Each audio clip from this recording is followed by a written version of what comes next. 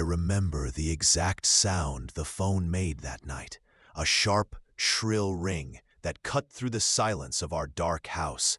It was late, too late for a normal call. My wife, Sarah, was closer. She reached for it on the nightstand, her face soft with sleep. "Hello?" she said. Then, nothing. No more words. Just a silence so heavy and complete, it felt like the air had been sucked out of the room. I watched her face change. The sleepiness vanished, replaced by a blank, wide-eyed shock. Her hand, the one holding the phone, started to tremble. It was a small tremor at first, then a violent shake. She didn't make a sound, not a gasp, not a cry. She just turned and held the phone out to me. Her eyes were locked on mine, but she wasn't really seeing me. She was seeing something else, something terrible communicated through that silence. My own heart started hammering against my ribs. A cold dread, thick and oily, began to spread through my chest. I knew. I didn't know what, but I knew it was about my mom. I knew it was about the words I had said to her just hours before. My hand was sweaty and cold as I took the phone from Sarah's limp grasp. "Hello?" I said, my voice a rough, unfamiliar croak. The voice on the other end was a police officer's, calm, professional, detached in a way that only made the news worse. He asked if I was Michael Turner, son of Eleanor Turner. He said there had been an accident, a single-car accident on the interstate. He said she was gone, just like that. She was pronounced dead at the scene. The phone slipped from my hand. It hit the carpet with a dull thud. I didn't hear the officer hang up. I didn't hear Sarah start to cry. All I could hear was the echo of my own voice from earlier that day. "Don't come back. Not tomorrow. Not next week. Not ever." Those were the last words I ever said to my mother. The last thing she ever heard from her only son. It had started so differently. It was a normal Tuesday afternoon. The sun was streaming through the kitchen window. I was home from work early, trying to fix a leaky faucet. Sarah was in the living room, working on her laptop. We had this quiet, comfortable rhythm going. Then the doorbell rang. I remember feeling a little spike of annoyance. We weren't expecting anyone. I wiped my greasy hands on a rag and went to the door. And there she was, my mom, Eleanor. She was standing on the welcome mat, holding 2 overstuffed grocery bags. She had that same smile on her face, the one that crinkled the corners of her eyes. The smile I'd seen my whole life when she was proud of me or happy to see me. "I was at the store and I saw they had those peaches you like, Michael," she said, her voice warm and familiar, "the ones from the farmer's market. And I got some of that fancy coffee Sarah likes." She bustled past me into the house, her energy immediately filling the space. She started unpacking the bags on the kitchen counter. A loaf of fresh bread, a container of soup, those peaches. I could smell them, sweet and summery. I felt a pang of guilt for my initial annoyance. This was just what she did. She showed love with food, with unexpected visits. She'd done it my entire life. But the mood in the house had shifted. I could feel it. Sarah had come into the kitchen doorway. She wasn't smiling. She was leaning against the frame, her arms crossed tightly over her chest. Her lips were pressed into a thin, hard line. I saw her watching my mom put the groceries away. Her eyes narrowed. I knew that look. It was the "she's here again" look, the "we have no privacy" look. We'd argued about it before. Small, tense arguments that always ended with me saying, "She's just being nice, Sarah. She's my mom." But this time felt different. The air was thick with unspoken tension, my mom. oblivious, chatted away about a sale at the department store. Sarah didn't say a word. She just stood there, a silent statue of disapproval. I felt torn right down the middle. On one side was my wife, the woman I'd chosen to build a life with. On the other was my mother, the woman who had built my life for me. I felt a hot flush of frustration. Why did this have to be so hard? Why couldn't they just get along? The happy, comfortable rhythm of our afternoon was completely broken. The sound of the faucet dripping in the sink suddenly seemed incredibly loud. My mom finally noticed the silence. She turned from the counter and looked at Sarah, then at me. Her smile faltered just a little. "Is everything okay?" she asked, her voice losing some of its warmth. That's when Sarah spoke. Her voice was low and icy. "Eleanor, we need to talk." My stomach dropped. I knew where this was going. I tried to catch Sarah's eye, to silently plead with her to stop, but she was focused solely on my mother. "You can't just keep showing up like this," Sarah said, unannounced. It's too much. We need our space, as a couple." My mom's face fell. The light in her eyes just went out. She looked from Sarah to me, her expression asking a silent question. "Are you going to let her talk to me like this?" I felt a surge of panic. I had to say something. I had to fix this. But all that came out was the worst possible thing. My own pride, my desire to side with my wife and keep the peace in my own home, took over. I looked my mother right in the eyes. I saw the hope in them, the hope that I would defend her, and I crushed it. "Mom," I said, my voice harder than I intended. "Sarah's right. You're too attached. You're always in our space." I took a breath, the words feeling like poison on my tongue. "Don't come back. Not tomorrow. Not next week. Not ever." The silence that followed was worse than any argument. It was a void. My mother didn't yell. She didn't cry. She just shut down. She looked at the groceries on the counter, the peaches, the bread, the soup, all the little pieces of her love, laid out and rejected. She nodded slowly, a single, heartbreaking nod. She carefully set down the last can from the bag. Then, without another word, she turned and walked out of the kitchen. I heard the front door open and close with a soft, final click. She was gone, and I had sent her away. I stood there in the sudden quiet, my hands still greasy from the faucet, the smell of peaches still in the air, and I knew I had just made the biggest mistake of my life. I just didn't know it would be the last one I'd ever get to make with her. I keep thinking about that finality now, the final click of the door, the final ring of the phone. It all feels connected. I lie awake at night now, and every little sound in the house feels like a ghost of that night.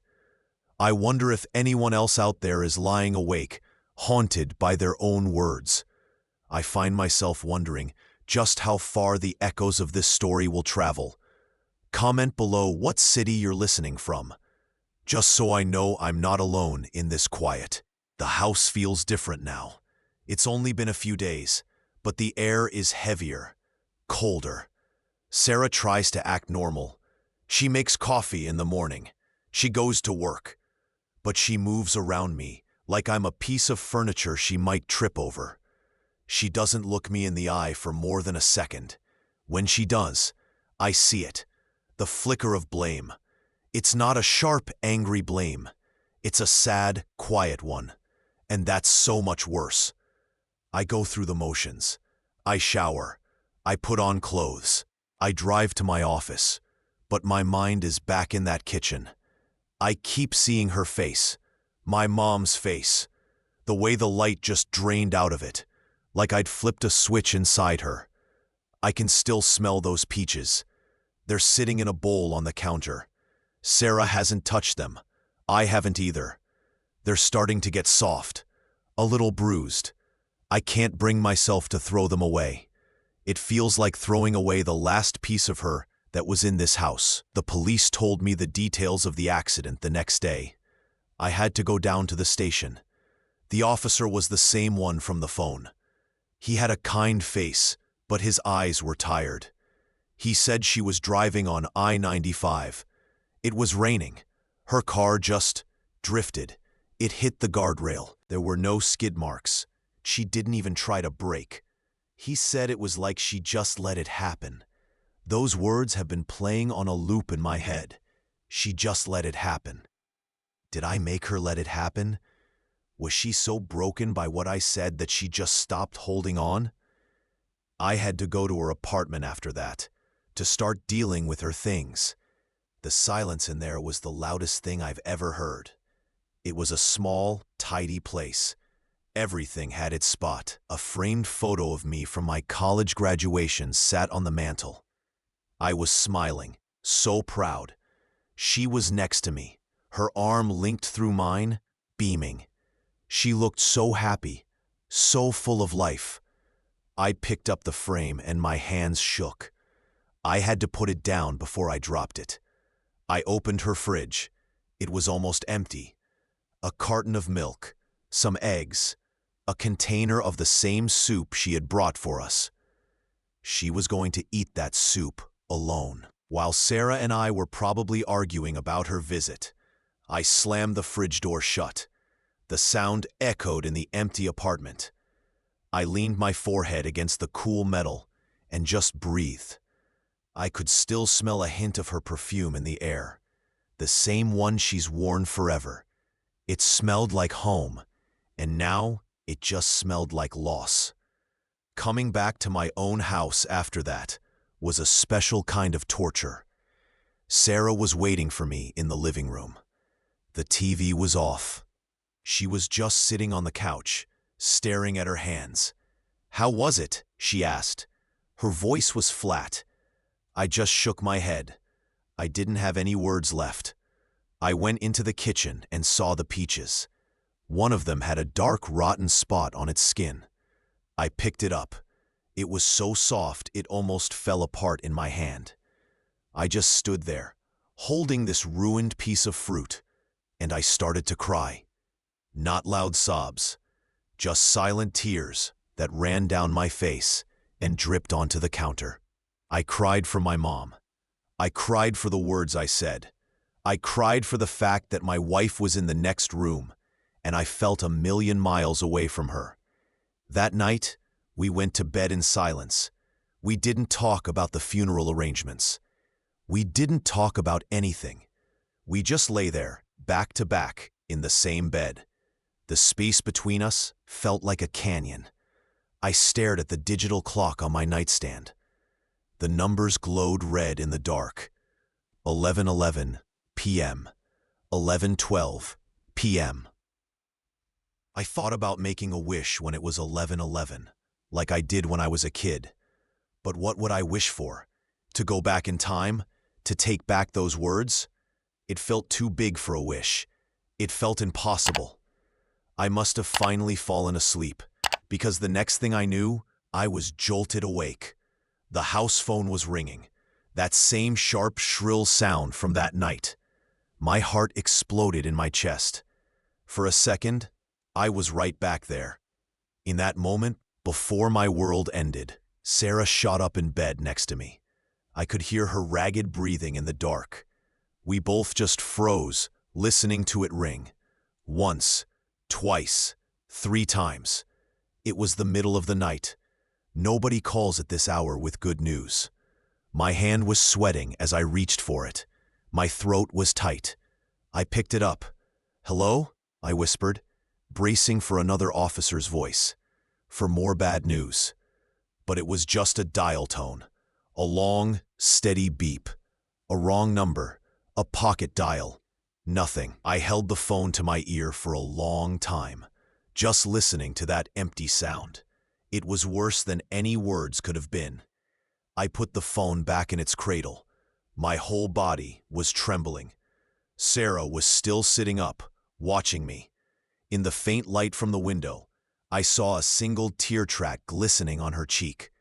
She saw me looking and quickly wiped it away, turning her back to me again.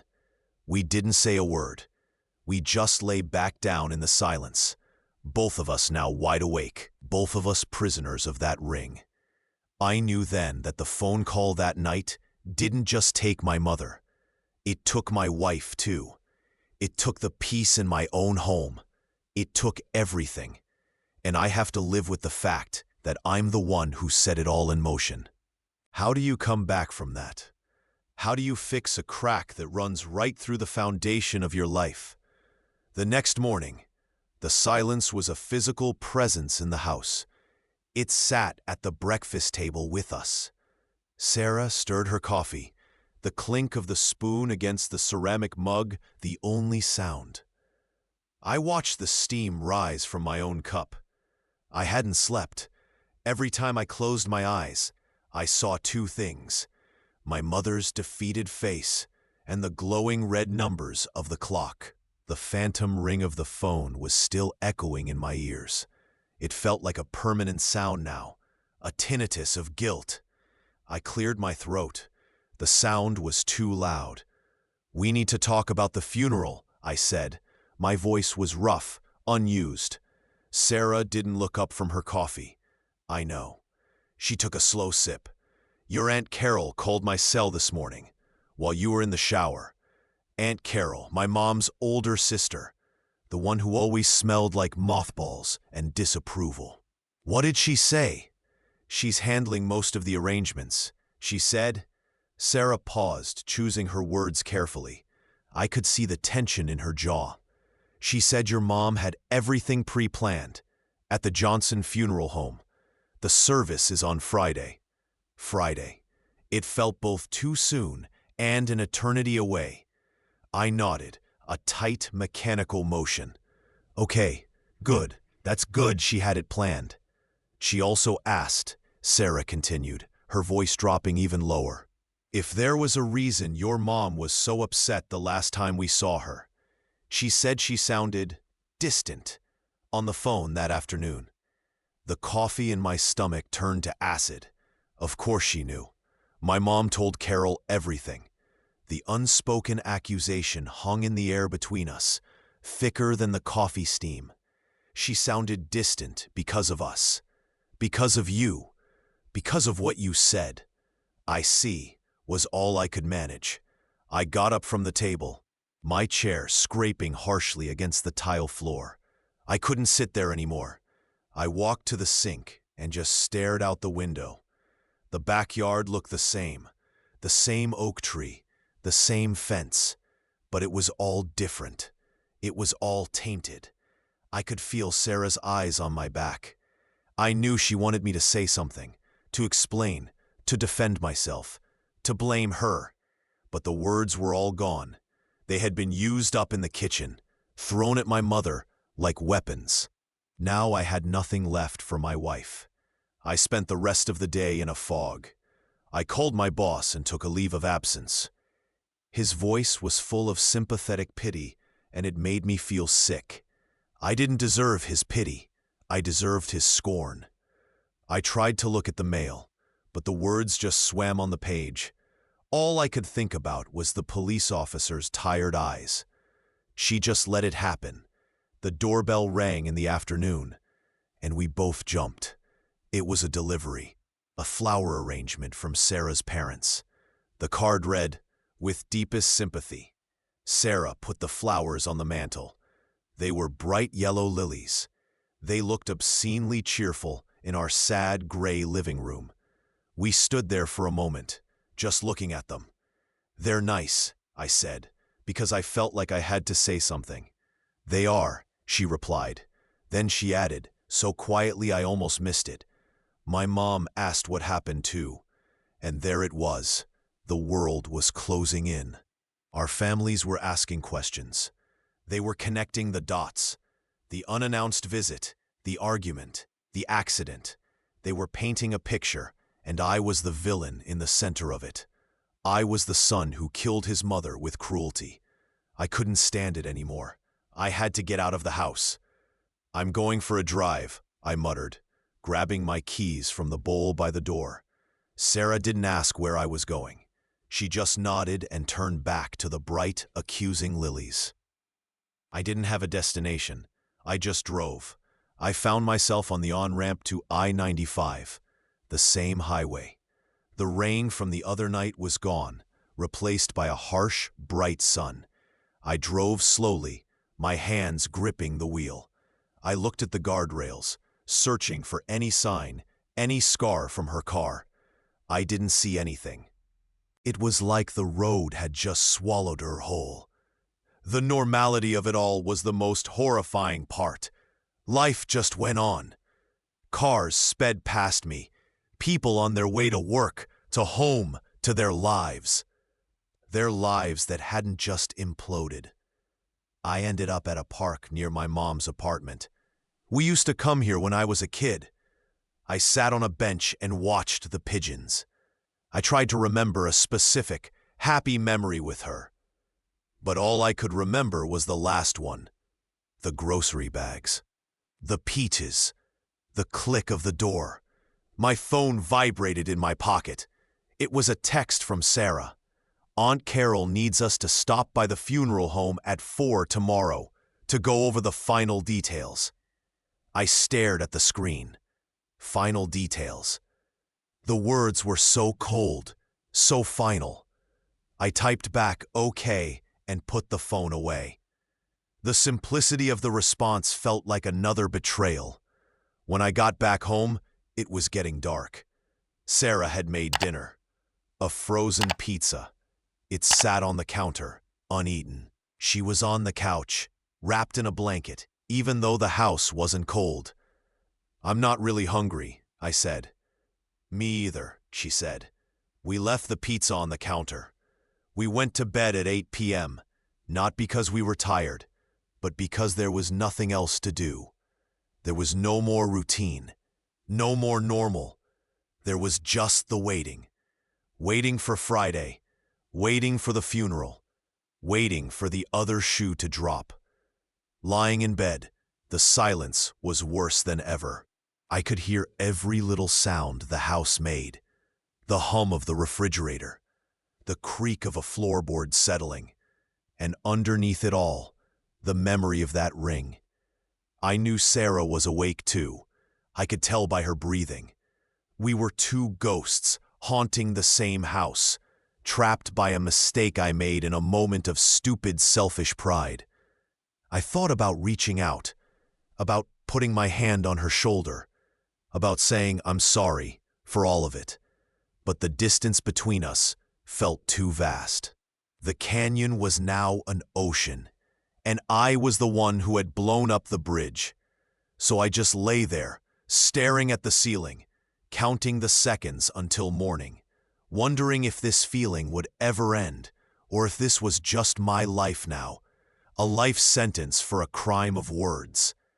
The next morning, I woke up before the sun. The room was still dark, that deep blue hour just before dawn.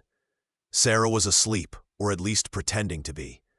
Her back was to me, the blanket pulled up to her chin. I lay there for a long time, just watching the digital clock. 5:47 a.m., 5:48 a.m. Each minute felt like an hour. My body was heavy, like I was made of stone. Getting out of bed felt like a monumental task.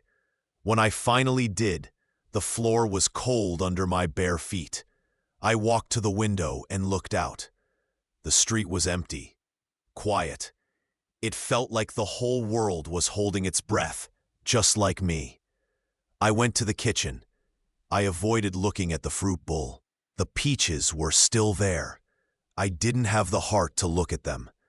I made coffee, the routine motions feeling foreign and strange. The gurgle of the machine was too loud in the silence. When it was done, I poured a cup and just held it.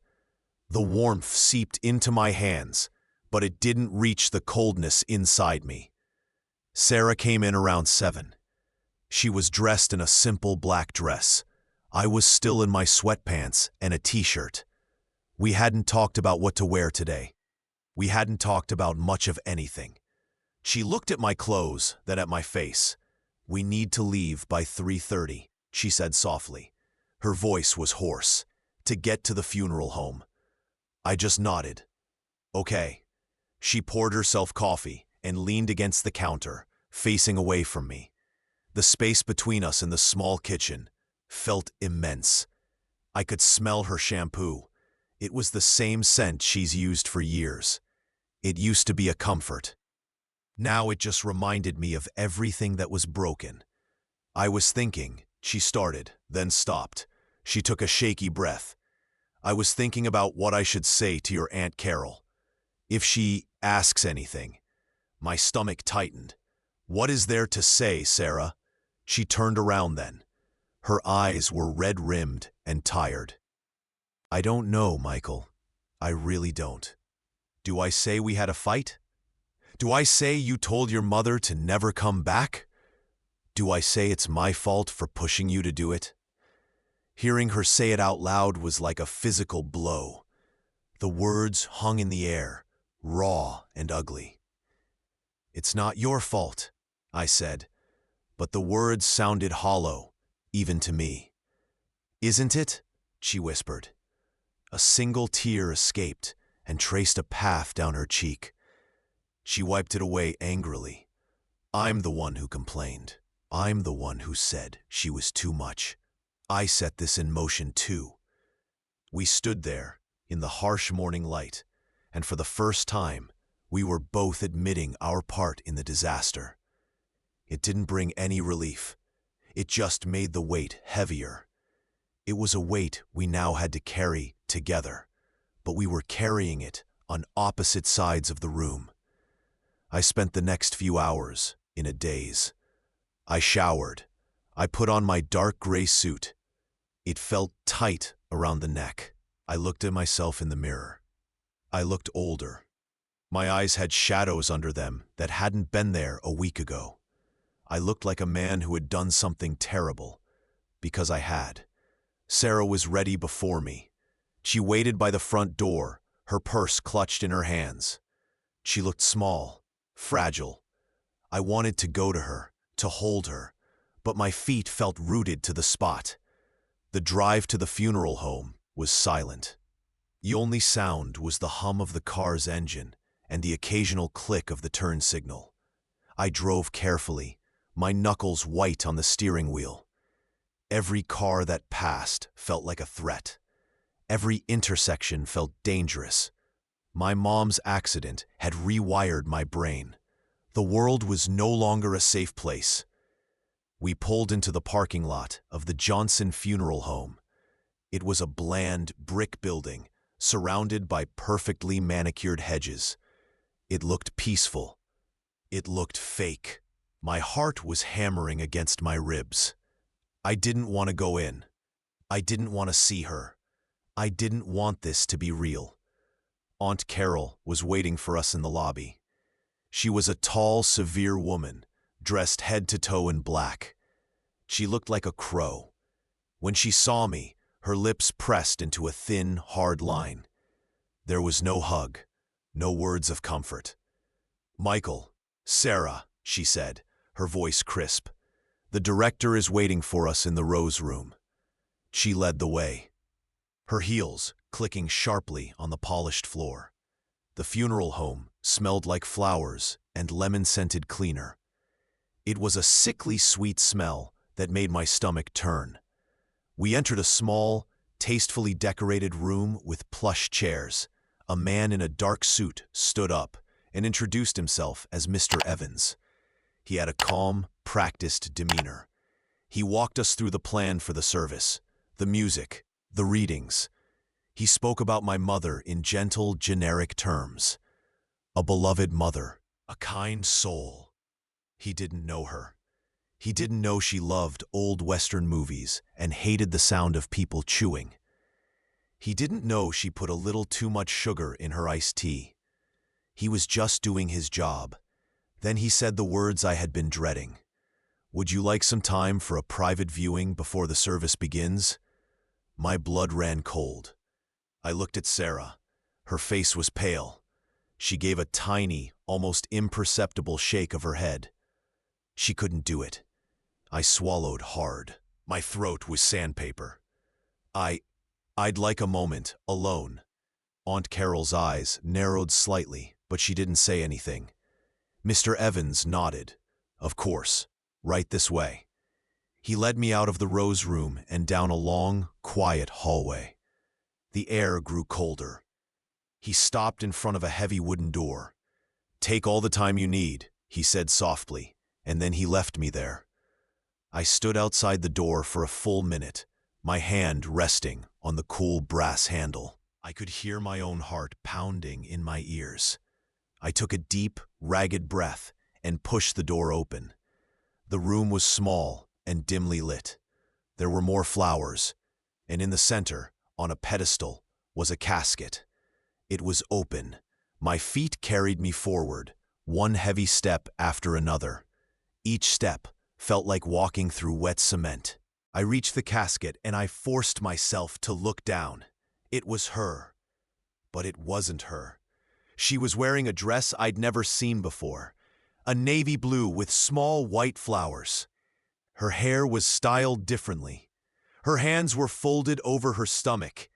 She looked peaceful. She looked like she was sleeping, but she was too still. The life, the energy, the light that was always in her face, it was gone. This was just a shell. I reached out a trembling hand and touched her arm. It was cold, unnaturally cold and hard. I jerked my hand back. This wasn't my mom. My mom was warm. She gave hugs that squeezed the air out of you. This was wax. This was nothing. The finality of it hit me then. A tidal wave of grief so powerful it buckled my knees. I gripped the side of the casket to keep from falling. The sobs came then. Great, heaving sobs that I couldn't control. They ripped out of my chest, raw and ugly. I cried for the mother I lost. I cried for the last words I spoke to her. I cried for the cold, still thing in front of me that proved she was really gone. "I'm sorry," I choked out, the words muffled by my tears. "Mom, I'm so sorry. I didn't mean it. I didn't mean any of it." But there was no answer. There was only the hum of a hidden air conditioner and the overwhelming smell of lilies. She couldn't hear me. She would never hear me again. I had told her not to come back, and now she never would. I had gotten exactly what I asked for, and it was destroying me.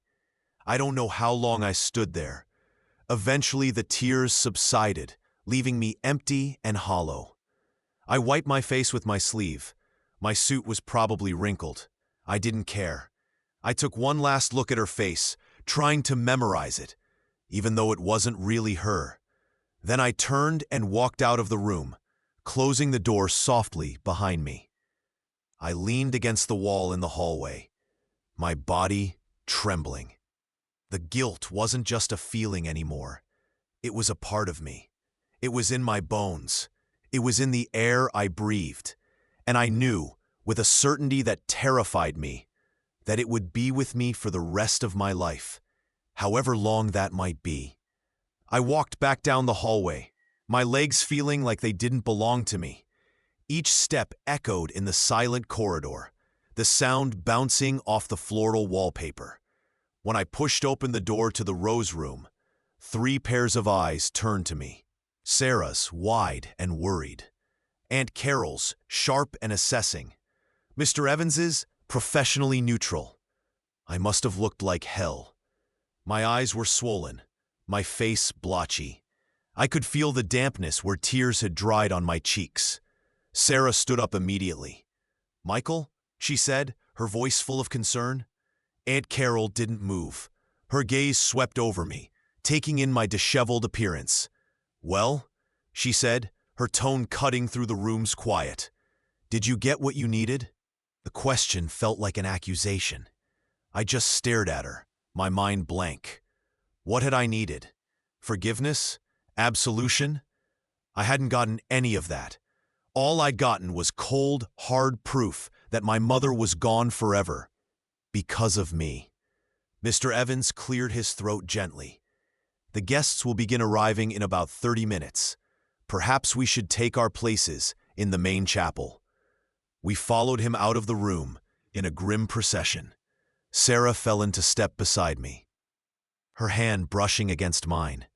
I wanted to take it, to feel that connection, but my hand felt like a dead weight at my side. I couldn't make it move. The chapel was exactly what you'd expect. Dark wood, stained glass windows, rows of empty pews.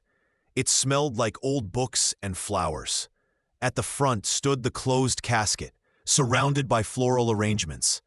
I was grateful it was closed now. I didn't think I could bear to look at her again. We took our seats in the front row. The velvet cushion sighed beneath me. Sarah sat to my right, Aunt Carol to my left. The space between us on the bench felt vast. People started trickling in.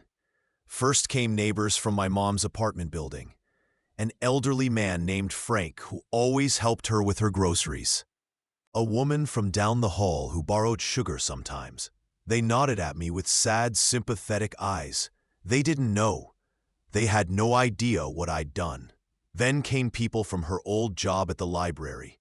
They shook my hand, their grips firm and sincere. "She talked about you all the time," one woman said, her eyes glistening. "She was so proud of the man you'd become." The words were like a knife twisting in my gut. I managed a tight smile and thanked her, the lie bitter on my tongue. Sarah's parents arrived. Her mother enveloped me in a hug that smelled of perfume and mothballs. "We're so sorry, Michael," she whispered.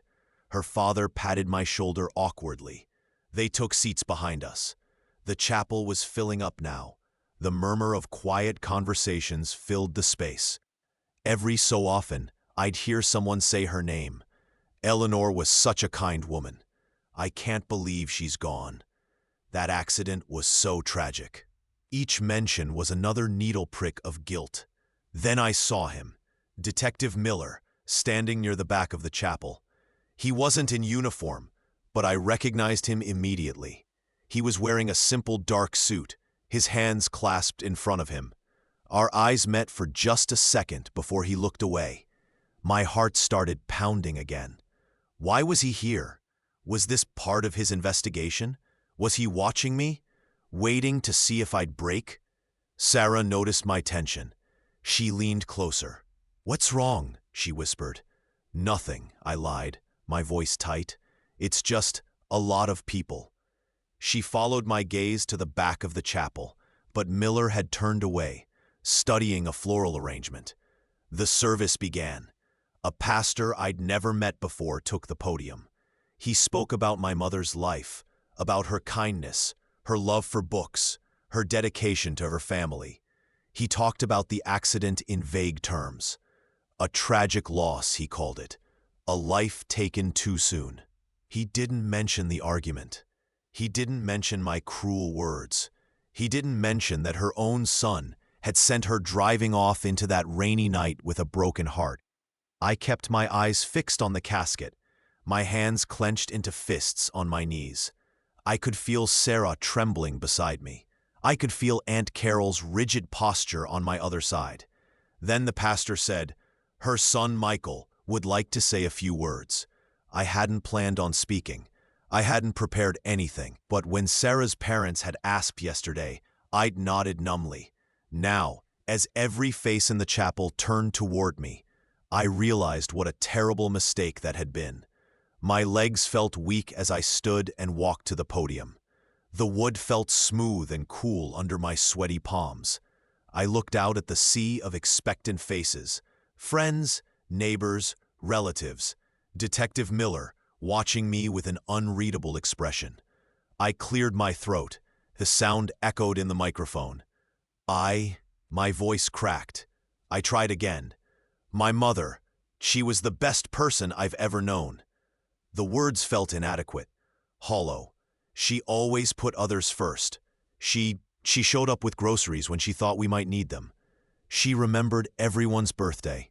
She loved old Western movies. I could see people smiling faintly at that. They knew that about her. My eyes found Sarah's in the front row. She was watching me, her face pale, her hands clasped tightly in her lap. She gave me a small, encouraging nod. I took a shaky breath. "The last time I saw her," I began, then stopped. My throat closed up. I could feel the heat of everyone's attention. I could feel Detective Miller's eyes on me. "The last time I saw her," I continued, my voice dropping to almost a whisper, "we had an argument." A ripple went through the room. I saw Aunt Carol's back stiffen. I said things I didn't mean, things I can never take back. My vision blurred with tears. I told her not to come back. The confession hung in the air, stark and ugly. I heard a gasp from somewhere in the congregation. I was angry, stupid, selfish. The words were tumbling out now, unstoppable. And she listened to me. She left. And she never came back. I was crying openly now, tears streaming down my face. I didn't bother to wipe them away. "I would give anything," I choked out, "anything in the world, to take those words back, to see her smile one more time, to tell her I'm sorry, to tell her I love her." My knees felt weak. I gripped the podium to steady myself. "But I can't," I whispered into the microphone. "All I can do is live with what I said, and try to be the man she believed I was." I stood there for another moment, unable to move, unable to speak further. Then I stepped away from the podium and walked back to my seat on trembling legs. The silence in the chapel was absolute. As I sat down, Sarah reached over and took my hand. Her grip was surprisingly strong. For the first time since that night, I didn't pull away. The service continued, but I barely heard any of it. The words washed over me without meaning. All I could think about was the weight of what I'd just confessed to everyone who loved my mother. When it was over, people began filing out slowly. Many stopped to shake my hand or hug me. Their eyes were different now. Pity had been replaced by something else. Understanding? Judgment? I couldn't tell. Aunt Carol stood up abruptly. "I need some air," she said, her voice tight, and walked away without looking at me. Then Detective Miller was standing in front of me. "Mr. Turner," he said quietly. That took courage. I just stared at him, waiting for the other shoe to drop, waiting for him to tell me I was under arrest for something, for causing her death with my words. But he just nodded once. "I'm sorry for your loss," he said, and then he turned and walked away. The crowd thinned out until it was just Sarah and me left in the chapel. The floral arrangements seemed to mock us with their bright colors and sweet smells. "She would have forgiven you, you know," Sarah said softly, still holding my hand. I looked at her. "How can you be sure?" "Because she was your mother," she said simply. "That's what mothers do." But I wasn't sure I could ever forgive myself. The confession hadn't brought the relief I'd somehow hoped for. It had just made everything more real. We stood up to leave. As we walked down the aisle, I glanced back one last time at the casket that held my mother's body. The casket that held the consequences of my words. The drive home was quiet, but different from before. The silence between us wasn't empty anymore. It was full of everything we'd both been carrying. When we pulled into our driveway, the house looked the same, but I knew nothing would ever be the same again. Sarah turned to me before we got out of the car. "We'll get through this, Michael," she said. "Together." I wanted to believe her, but as I looked at our front door, all I could think was that my mother would never walk through it again. And that was my fault. The house was too quiet. It had been a week since the funeral, and the silence had a weight to it. It pressed down on my chest when I walked through the front door. I kept expecting to see a grocery bag on the counter. I kept listening for her key in the lock, but there was nothing. Sarah tried. She made my favorite meals. She left the TV on for background noise. She'd hug me a little longer than usual, but I could feel the distance between us.